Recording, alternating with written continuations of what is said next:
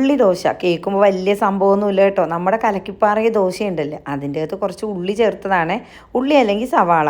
ഇനി ഇത് തയ്യാറാക്കുന്നതിന് വേണ്ടിയിട്ട് ഒരു ഗ്ലാസ് അരിപ്പൊടി എടുത്തിട്ടുണ്ട്. അതിലേക്ക് ആവശ്യത്തിന് ഉപ്പും കുറച്ച് തേങ്ങ ഇട്ട് കൊടുക്കാം. തേങ്ങയൊക്കെ കൂടുതൽ ചേർക്കുകയാണെങ്കിൽ കൂടുതൽ ടേസ്റ്റ് ആയിരിക്കും. അപ്പോൾ ഇതെല്ലാം കൂടി ചേർത്തിട്ട് നന്നായിട്ട് മിക്സ് ചെയ്ത് കൊടുക്കുക. ഇനി ഇതിലേക്ക് ആദ്യം ഒരു ഗ്ലാസ് വെള്ളം ഒഴിച്ചിട്ട് വിസ്ക് കൊണ്ടോ മിക്സിയിലോ അല്ലാതെയോ എങ്ങനെയാണേലും ഇതുപോലെ ഒന്ന് മിക്സ് ചെയ്ത് കൊടുക്കുക. ഇനി നമുക്ക് ഒരു ഗ്ലാസ് വെള്ളം കൂടി ഒഴിച്ച് കൊടുക്കണം. അത് ആദ്യം ഒരു ഗ്ലാസ് വെള്ളം ഒഴിക്കാൻ പറഞ്ഞത്. ചില പൊടിക്കൊക്കെ വെള്ളത്തിൻ്റെ അളവ് കുറച്ച് മതിയായിരിക്കും. പക്ഷേ എൻ്റെ പൊടിക്ക് 2 ഗ്ലാസ് വെള്ളം തന്നെ വേണമായിരുന്നു കേട്ടോ. നല്ലൊരു ലൂസ് ബാറ്ററാണ് ഇതിന് വേണ്ടത്.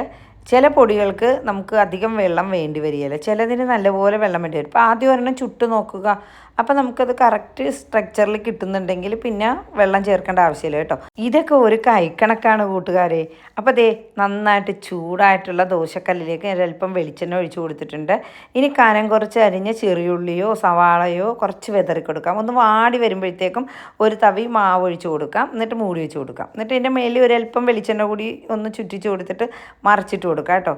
നമ്മുടെ അടിപൊളി നല്ല കനം കുറഞ്ഞ ഉള്ളിദോശ ഇവിടെ തയ്യാറായിട്ടുണ്ട്. നല്ല അടിപൊളി ടേസ്റ്റാണ് കേട്ടോ. ഇത് ചിക്കൻ കറിയുടെയോ മീൻ മുളകിട്ടതിൻ്റെ കൂടെ കഴിക്കാനാണ് എനിക്ക് ഏറ്റവും ഇഷ്ടം. നിങ്ങൾക്ക് ഏത് കറിയുടെ കൂടെ കഴിക്കാനാണ് എനിക്കിഷ്ടം. ഇനി വെറുതെ കഴിക്കാനും നല്ല ടേസ്റ്റാണ്. എല്ലാവരും ഒന്ന് ട്രൈ ചെയ്ത് നോക്കിയിട്ട് അഭിപ്രായങ്ങൾ പറയണേ.